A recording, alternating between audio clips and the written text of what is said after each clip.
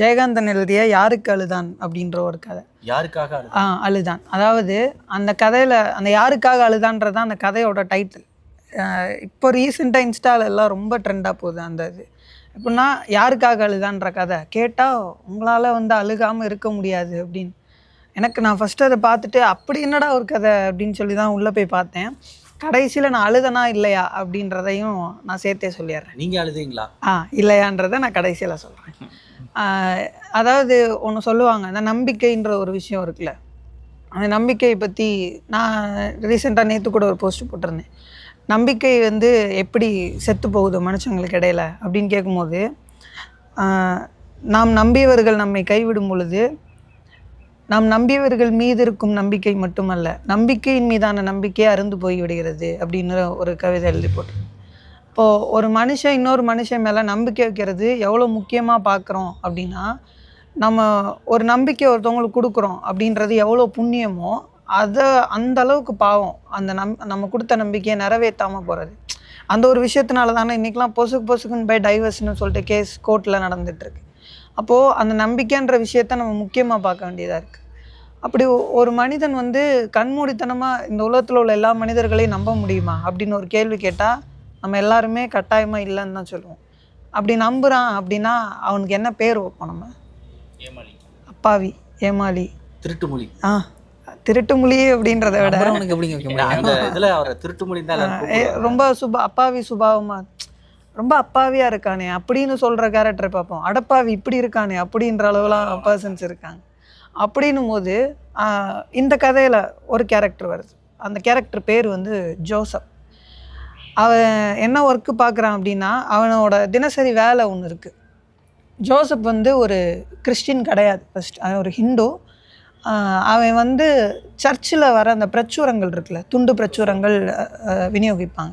அந்த பிரச்சுரத்தை போய் வீடு வீடுக்கு கொடுக்குற வேலை, அதுதான் அவனோட வேலை. அதில் அவனுக்கு ஒரு வருமானம் வருது. இந்த வேலையை தான் ஜோசப் பார்க்குறான். கிறிஸ்டியானிட்டியில் அவனுக்கு இருக்கிற ஒரு சில ஈடுபாடு, பரவாயில்ல நல்லா இருக்கே அப்படின்னு சொல்லிட்டு அவன் கிறிஸ்டினாவும் மாற ஆசைப்பட்டான். மாற ஆசைப்படல, கிறிஸ்டினாவும் மாறுவோம் அப்படின்னு ஆசைப்பட்டான். அவன் எல்லா மதத்தையும் பொதுவான ஒரு ஆளாக இருந்தான், எல்லா மதத்தையும் விரும்புவான். அவன் எப்படி ஒரு கேரக்டர்னா, ஒரு சிலருக்கு கண்ணீர் அப்படின்றதே வராது, நம்ம கேள்விப்பட்டிருப்போம். இவன் கிட்டத்தட்ட எப்படி ஒரு பர்சன்னா, எந்த ஒரு சுச்சுவேஷன்லையும் இவன் அழுக மாட்டான் இந்த கேரக்டர். அது ஜெயகாந்தனுக்கு அந்த குசும்புன்றது ரொம்பவே இருக்கும். அழுகாத ஒரு பர்சன், அவனை வச்சு ஒரு கதை எழுதி யாருக்காக அழுதான்னு ஒரு பேரை வைக்கிறார்ல, அவ்வளோதான். அந்த மாதிரி தான்.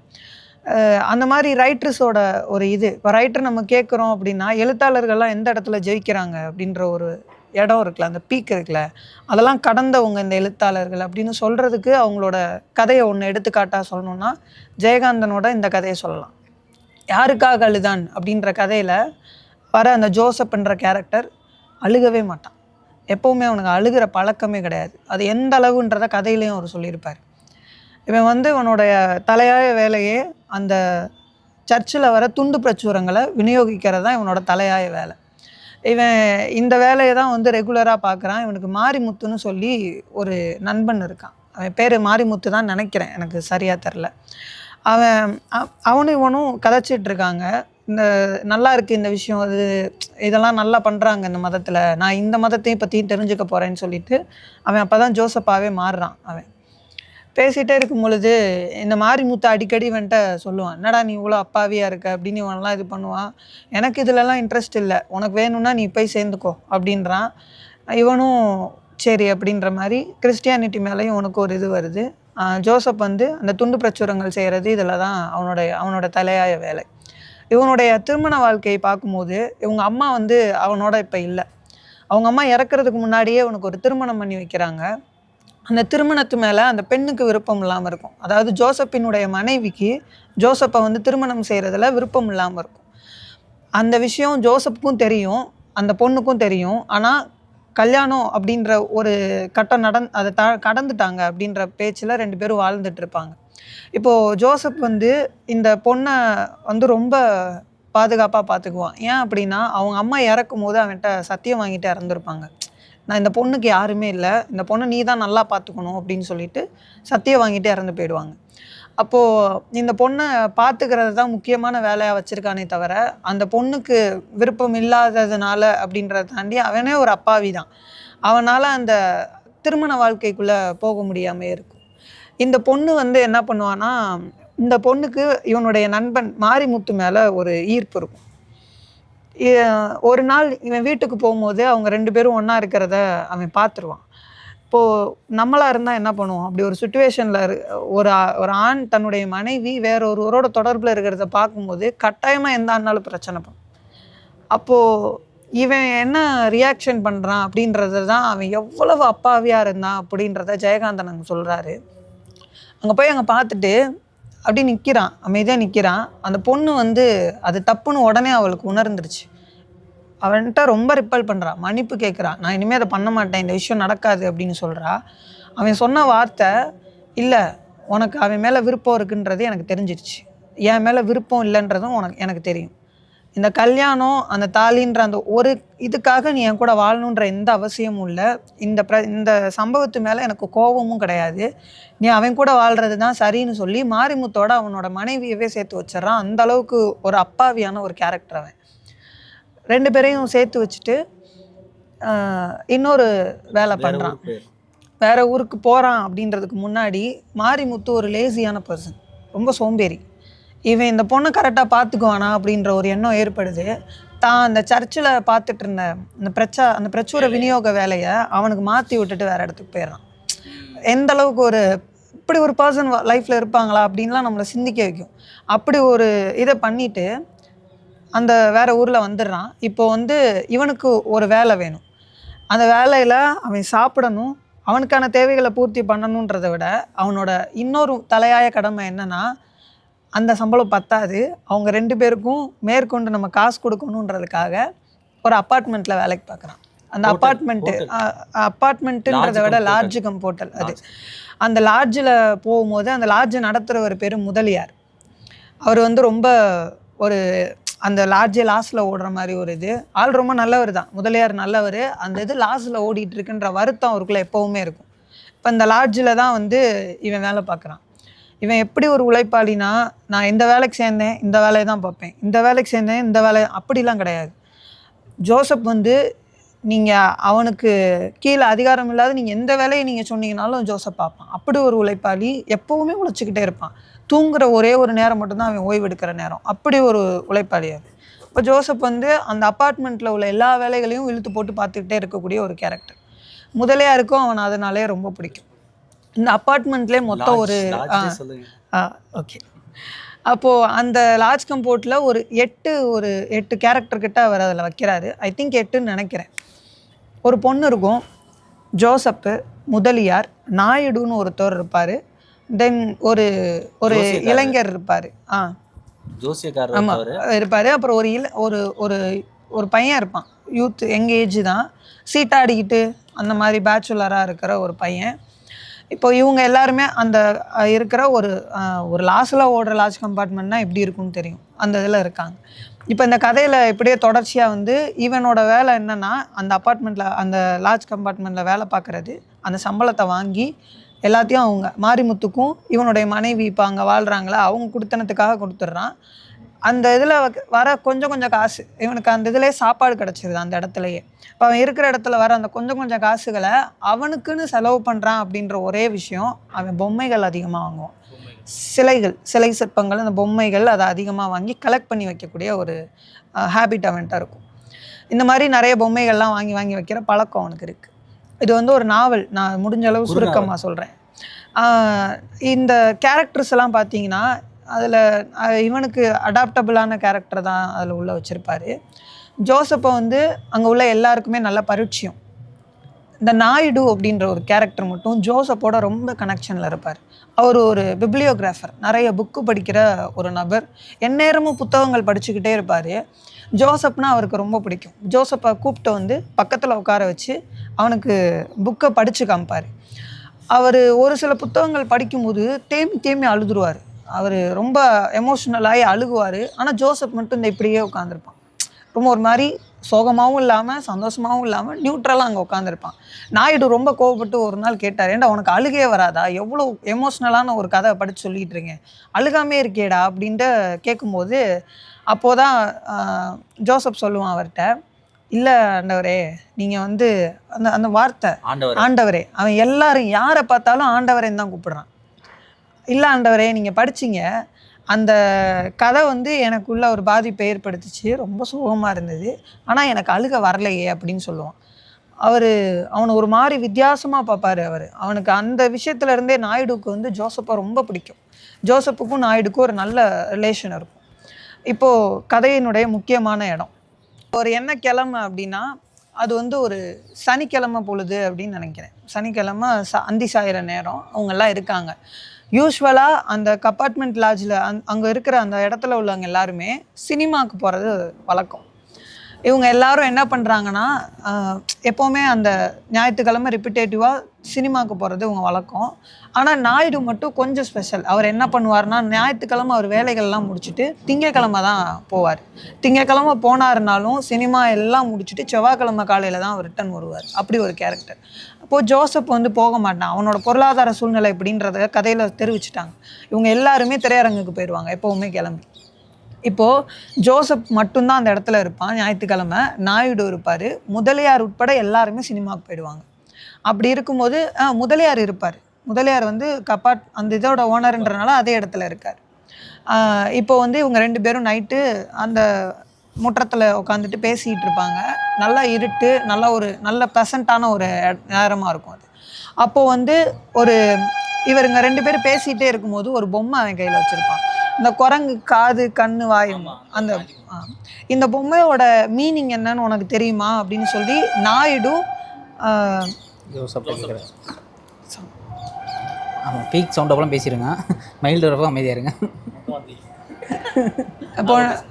இப்போ நாயுடு வந்து அந்த பொம்மையை பார்த்துட்டு, அந்த கண்ணு காது மூக்கெலாம் மூடி இருக்கும், அந்த 3 குரங்கோட பொம்மை, அதை பார்த்துட்டு நாயுடு வந்து கேட்குறாரு அவன்கிட்ட, இந்த பொம்மையோட மீனிங் உனக்கு தெரியுமா அப்படின்னு கேட்கும்போது, இல்லை ஆண்டவரே எனக்கு தெரியாது அப்படின்னோடனே அவர் சொல்கிறாரு, கெட்டதை பார்க்காத, கெட்டதை பேசாத, கெட்டதை கேட்காத அப்படின்றது தான் அந்த பொம்மைக்கான அர்த்தம்னு சொல்கிறாரு. அவன் ஒரு கேள்வி கேட்பான் அந்த நாயுடுகிட்ட. எனக்கே அதை படிக்கும்போது ஜோசப்பை கூப்பிட்டு சப்புன்னு அரையணும் போல் வரும். அந்தளவுக்கு ஒரு அப்பாவியான ஆளாக இருக்கான் அப்படின்றத விட, கெட்டதுன்னா என்னதுன்னு சொல்லி ஒரு கேள்வி கேட்குறான். கெட்டதுன்னா என்னன்னு யாருனாலும் கேள்வி கேட்க முடியுமா? கெட்டதுன்னா என்ன அப்படின்னு சொல்லிட்டு ஒரு கேள்வி கேட்குறான்.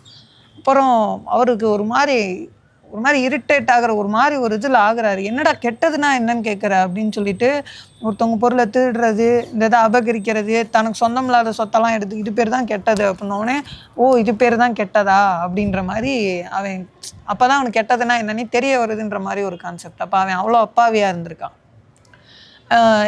இது ஓடிட்டு இருக்கும்போது ஒரு சேட்டு அந்த இடத்துல ரூம் புக் பண்ணுறதுக்காக வராரு. நல்லா குடிச்சிருக்காரு அந்த சேட்டு. அந்த சேட்டு வந்து எனக்கு ரூம் வேணும்னு கேட்கும்போது அவர் குடிச்சிருக்காருன்றது முதலியாருக்கு தெரிந்தது. அப்போது வந்து அங்கே ஒரு ரூல் என்ன அப்படின்னா, குடிக்கணும்னா கார்டு வச்சுருக்கணும், ஐடிங் கார்டு இருக்கணும், குடிக்கிறதுக்குன்னு கார்டு இருக்கணும். அந்த கார்டு இல்லைன்னா குடிக்கக்கூடாது. அப்போது இவர் குடிச்சிட்டு வந்துட்டார், நம்ம ரூம் கொடுத்தா இஷ்யூ ஆகிடும்னு ரூம் இல்லைன்னு சொல்லிட்டு முதலியார் அவரோட பேசிகிட்டு இருக்கும்போது இவர் கார்டு எடுத்து காட்டுறாரு. சரி சமூகம் பெரிய இடம் போல் அப்படின்னு சொல்லிட்டு ரூம் கொடுத்துட்றாரு முதலியார். இப்போ ரூம் கொடுக்கும்போது ரூம் எல்லாம் இது பண்ணி ஜோசப் அவரோட பெட்டியெல்லாம் தூக்கிட்டு படிக்கட்டில் எப்படி ஆர்டரில் போகிறாங்க அப்படின்னா, வந்து அந்த சேட்டு ஏறுறாரு, அவருக்கு பின்னாடி முதலியார் போகிறாரு, முதலியாருக்கு பின்னாடி ஜோசப் பெட்டிகள் எல்லாம் தூக்கிட்டு வரான். இப்போது இவங்க 3 பேர் படியில் ஏறிட்டு இருக்கும்போது சேட்டோட பையில இருந்து பர்ஸு கீழே விழுந்துருது. இந்த இடம் தான் முக்கியமான இடம். பர்ஸு கீழே விழுந்தோடனே அவன் ஜோசப் அதை பார்த்து எடுத்துட்டு, ஆண்டவரே உங்கள் பர்ஸு கீழே விழுந்துருச்சுன்னோடனே அவர் சேட்டு நல்ல போதையில் இருந்தார். நீங்கள் முதலியாரை பார்த்து நீங்கள் இந்த இதை வாங்கி வச்சுக்கோங்க, நான் காலைல உங்கள்கிட்ட திருப்பி வாங்கிக்கிறேன்னு சொல்லிட்டு முதலியார்கிட்ட அந்த பர்ஸை கொடுத்துட்டு மாடிக்கு போய் தூங்கிடுறாரு. இப்போது இந்த விஷயம் நடந்தது யார் 3 பேருக்கு தான் தெரியும்? முதலியாருக்கும் சேட்டுக்கும் ஜோசப்புக்கும் மட்டும்தான் தெரியும். அப்போது நாயுடு வந்து அந்த நிகழ்வு நடக்கிற இடத்துல இல்லை. இப்போது இந்த விஷயம் நடந்து முடிஞ்சிருது. நாயுடுவும் காலைல விடிஞ்சிருது, அவர் கிளம்பி போயிட்டார். அவர் செவ்வாய்க்கிழமை காலைல தான் வருவார். அந்த ஞாயிற்றுக்கிழமை ஃபுல்லாக கம்ப்ளீட் ஆயிடுச்சு. இப்போது ஜோசப் வந்து எப்பவும் போல் அவன் காலைல எந்திரிச்சிட்டு அவனுடைய அன்றாட வேலைகளை பார்க்குறான். அவனோட முதல் வேலை என்னென்னா, அவன் ஃப்ரெஷ்அப் ஆகிட்டு எல்லா ரூமுக்கும் டீ சப்ளை பண்ணுவான். அப்படி தான் டீ எடுத்துகிட்டு சேட்டு ரூமுக்கு போகிறான். அவன் கையில் வச்சுருந்த பொம்மை வந்து சேட்டு ரூமில் வரைக்கும் அவன் கையில் வச்சுருப்பான். அந்த 3 குரங்கு பொம்மை அதை கையில் வச்சுருப்பான். அப்போது இடைஞ்சலாக இருக்கேன்னு சேட்டு ரூம்குள்ளேயே வச்சுட்டு அவருக்கு டீயையும் வச்சுட்டு அடுத்தடுத்த ரூமில் சப்ளை பண்ண போயிடுவான். அப்போது அந்த இடத்துல அந்த மிச்ச கேரக்டர்ஸ் எல்லாருமே இருப்பாங்க. நாயுடுவை தவிர்த்த மிச்ச கேரக்டர்ஸ் எல்லாருமே இருப்பாங்க. இவன் ஒவ்வொரு இடமா டீயெல்லாம் சப்ளை பண்ணிட்டு போனதுக்கப்புறம் சேட்டு எந்திரிச்சு எல்லாம் கிளம்பி இது பண்ணிட்டு பர்ஸ் அவர்கிட்ட இல்லைன்றது தெரிஞ்சிடும். ஆள் நேற்று நல்லா டைட்டு, எதுவுமே ஞாபகம் இருக்காது. காலைல எந்திரிச்சிட்டு ரூமுக்குள்ளேயே கத்திட்டு இருப்பார், என் பர்ஸை காணோம், திருடிட்டானுங்கன்னு கத்துன்னு கத்திடுவார். அந்த இடமே ரெண்டாக்கிடுவார். எல்லாரும் மேலே வந்துடுவாங்க.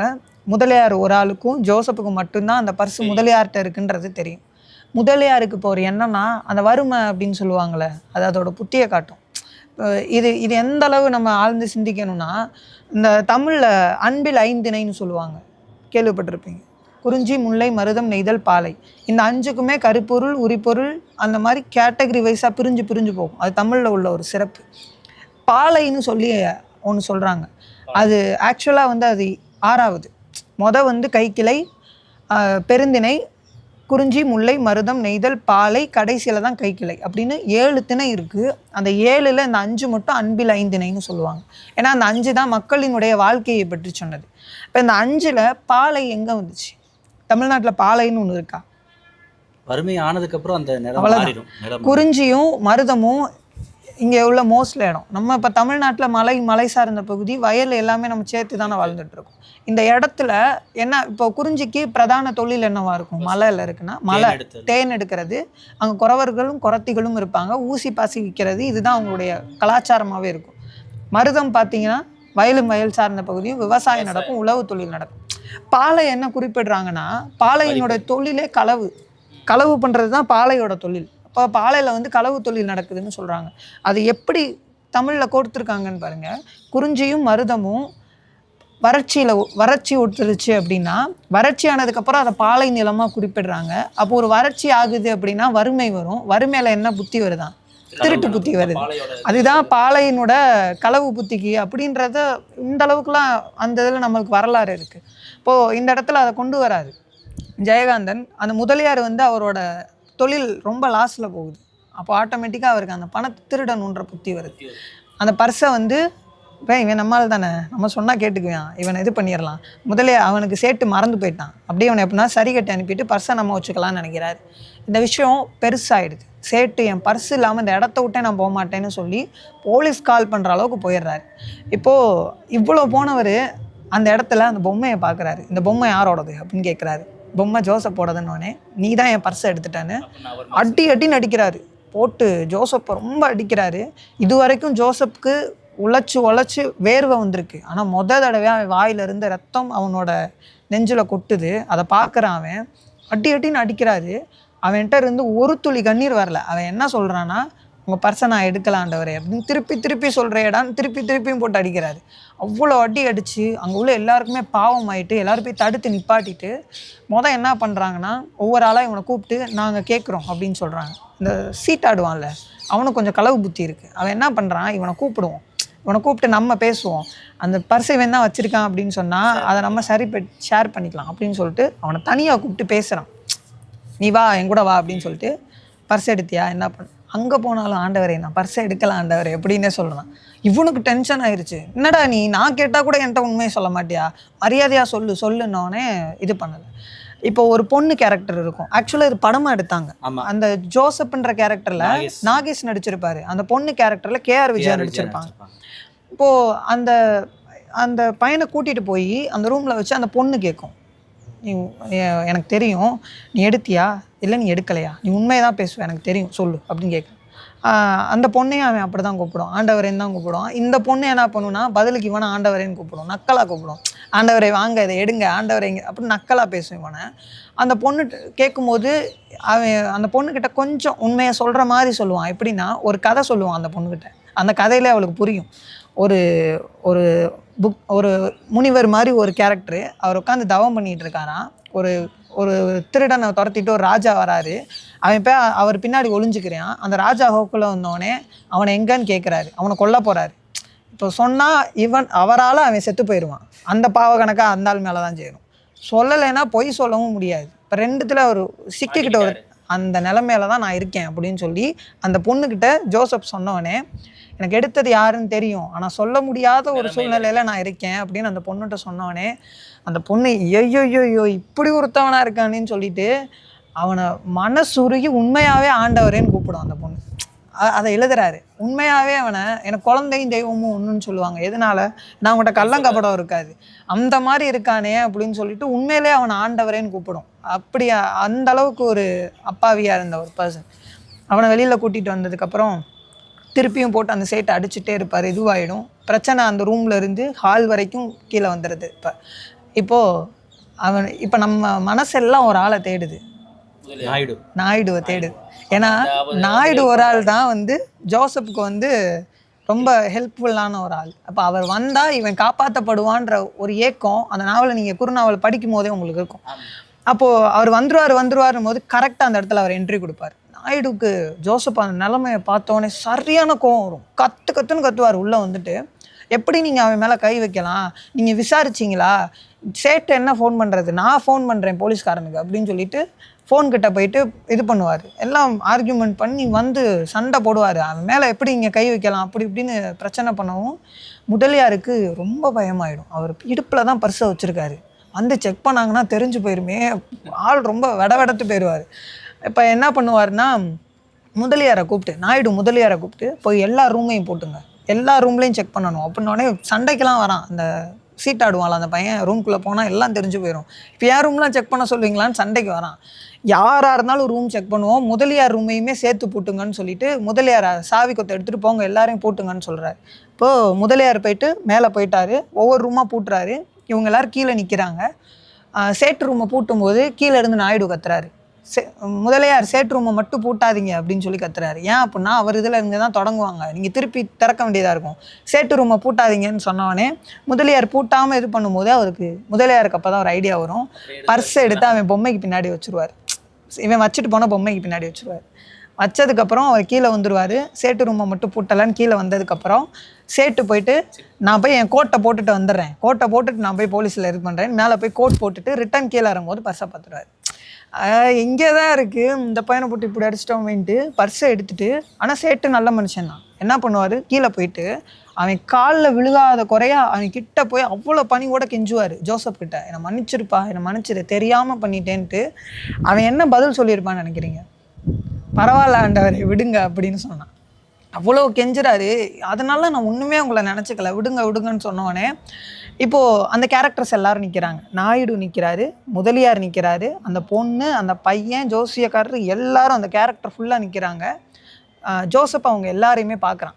பார்த்துட்டே இருந்தவன் லைட்டாக அப்படி ஒரு சிரிச்சுட்டு பார்க்குறான். அந்த படம் பார்த்தீங்கன்னா நாகேஷ் அவ்வளோ அழகாக நடிச்சிருப்பார். அந்த கேரக்டர் எடுத்து நீங்களே இது பண்ணணும், அவ்வளோ உருக்கமாக இருக்கும். எல்லாரையும் ஒரு தடவை அப்படி சிரிக்கிற மாதிரி அப்படியே பார்த்துட்டு செவர் இருக்கும் பின்னாடி திரும்பி நின்று ஓன்னு அழுகுவான். எந்த பர்சன் செஞ்சது அவனை ஹர்ட் பண்ணுச்சு அப்படின்றத கடைசி வரைக்கும் அந்த ரைட்டர் சொல்லலை, ஓப்பன் ஹெண்டடாக விட்டுட்டாரு. ஆனால் அந்த எல்லா கேரக்டரையும் பார்த்துட்டு அவன் திரும்பி நின்று ஓன்னு அழுகுவான்.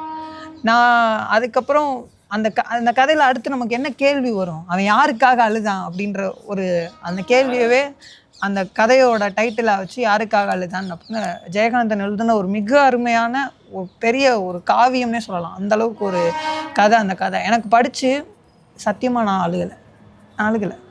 ஏன்னா நான் ஒரு எக்ஸ்பெக்டேஷனோட தான் உள்ளே போனேன், என்ன அழுக வச்சுருமா அந்த கதை அப்படின்னு சொல்லி ஒரு எக்ஸ்பெக்டேஷனோட தான் உள்ளே போனேன்.